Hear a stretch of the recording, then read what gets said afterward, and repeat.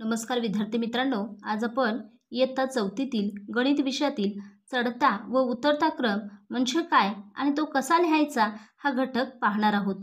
बघा, चढता क्रम म्हणजे काय तर लहान संख्येकडून मोठ्या संख्येकडे जाणे म्हणजे चढता क्रम आणि उतरता क्रम म्हणजे काय तर मोठ्या संख्येकडून लहान संख्येकडे येणे म्हणजे उतरता क्रम होय. चला तर मग आपण तो कसा लिहायचा ते पाहूया.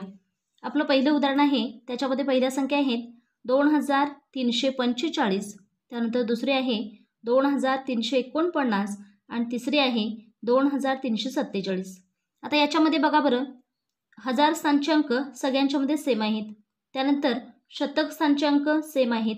दशक स्थानचे अंक पण एकसारखे आहेत. मग काय करायचं तर एकक स्थानचे अंक आपण पाहायचे आहेत. बघा बरं, याच्या एकक स्थानी 5 आहे, याच्या एकक स्थानी 9 आहे आणि याच्या एकक स्थानी 7 आहे.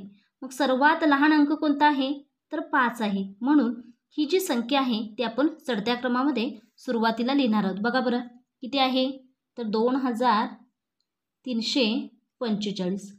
त्यानंतर बघा बरं ही 7 येणार म्हणजेच काय तर 2347 आणि त्यानंतर येणार 2349.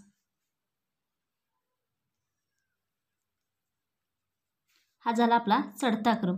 आता याचा उतरता क्रम म्हणजे काय तर बरोबर याच्या उलटं लिहायचं आहे. म्हणजेच काय मोठी संख्या सुरुवातीला कोणती आहे 2349, त्यानंतर 2347 आणि मग येणार 2345. हा झाला आपला उतरता क्रम. त्यानंतर आपलं पुढील उदाहरण आहे 6000, 5070 आणि 3007. आता बघा बरं, सुरुवातीचे बघा हजार स्थानचे अंक बघा, इथे 6 आहे, इथे 5 आहे, इथे 3 आहे, म्हणजे सुरुवातीची संख्या कोणती येणार 3007. मग ते आपण सुरुवातीला लिहिणार आहे. त्यानंतर आहे 5070 आणि मग आहे 6000. हा झाला चढता क्रम. आता उतरत्या क्रमामध्ये बघा बरं, सुरुवातीला येणार 6000, त्यानंतर 5070 आणि सगळ्यात शेवटी येणार 3007. आपलं पुढील उदाहरण आहे 5007, 2007 आणि 3007. आता इथे पहा एकक दशक शतक, एकक दशक शतक, एकक दशक शतक अंक सेम आहेत, पण हजार स्थानचे अंक मात्र वेगवेगळे आहेत. याच्यामध्ये बघा 5 आहे, इथं 2 आहे आणि इथं 3 आहे. सर्वात लहान संख्या कोणती येणार 2007. मग ते आपण सुरुवातीला लिहिणार आहे. त्यानंतर 3007 आणि त्यानंतर 5007. हा झाला चढता क्रम. आता उतरता क्रम सुरुवातीला येणार 5007, त्यानंतर 3007 आणि त्यानंतर येणार 2007. ठीक आहे. आपलं पुढील उदाहरण आहे 1009, 1900 आणि 1090. आता याच्यामध्ये बघा हजार स्थानी 1 आहे, 1 आहे, 1 आहे. इथे पहा शतक स्थानी 0 आहे, शतक स्थानी 9 आहे, शतक स्थानी 0 आहे. म्हणजे ही किंवा ही या दोन्हीपैकी एक येऊ शकते. आता बघा दशक स्थानी इथं 0 आहे, इथं दशक स्थानी 9 आहे, म्हणजेच सुरुवातीला येणार काय 1009. त्यानंतर बघा बरं 1090 येणार आणि मग 1900. आता उतरता क्रम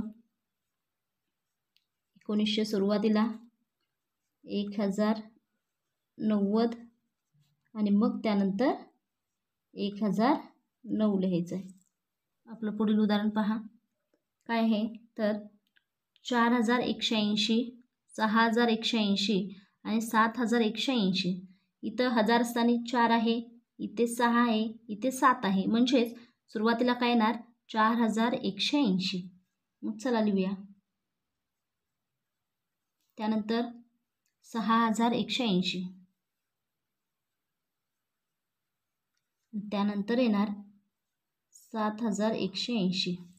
आता उतरता क्रम सुरुवातीला काय 7180, 6180 आणि 4180.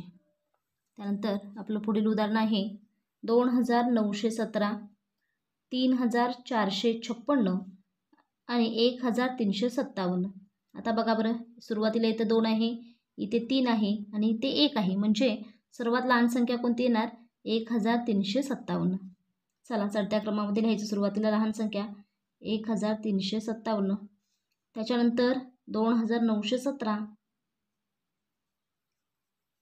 त्यानंतर 3456. आता याचा करायचं आहे आपल्याला उतरता क्रम. बघा बरं, सुरुवातीला येणार 3456, त्यानंतर 2917 आणि मग येणार 1357. अशा पद्धतीने तुम्ही संख्यांचा चढता व उतरता क्रम लिहू शकता.